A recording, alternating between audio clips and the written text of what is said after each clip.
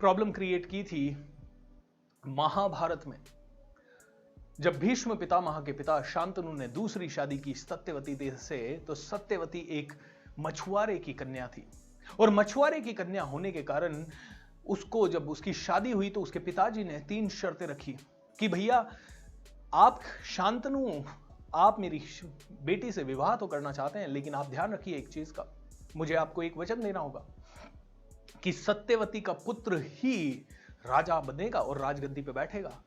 शांतनु बड़े विचलित हो गए, क्योंकि उनका एक और पुत्र था। कौन? देवव्रत। देवव्रत यानी पितामह भीष्म।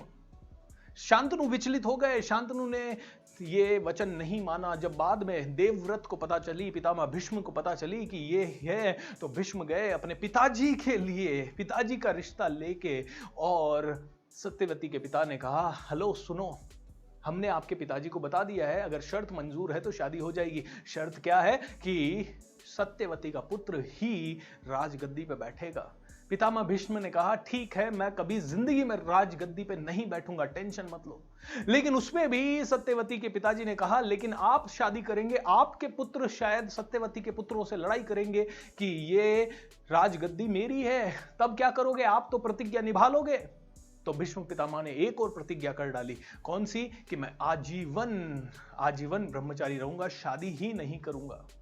अब सत्यवती को राजगद्दी मिल गई, लेकिन फिर भी सत्यवती को हमेशा भीष्म दुश्मन लगते रहे।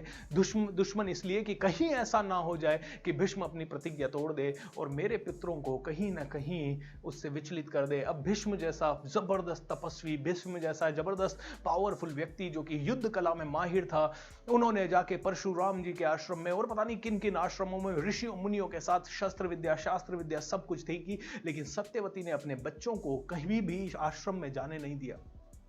उसने कहा, नहीं, मेरे बच्चे मेरे सामने पढ़ेंगे, मेरे बच्चे मेरे सामने रहेंगे, मेरे बच्चे सामने सीखेंगे। एक का नाम था चित्रांगद, दूसरे का नाम था विचित्रवीर्य, और दोनों के दोनों इतने कमजोर हुए, दोनों के दोनों इतने अहंकारी हुए, दोनों के दोनों इतने कि अपने जीवन में कभी वो 30 की उम्र भी देख नहीं पाए। जल्द ही उनका स्वर्गवास हो गया। वो लोग इतने दुर्बल थे कि एक शत्रु के द्वारा हार गया और जस्ट मर गया युद्ध गति में, वीर गति में, और एक इतने सारे रोगों से घिर गया क्योंकि उसके अंदर व्यसन बहुत सारे थे।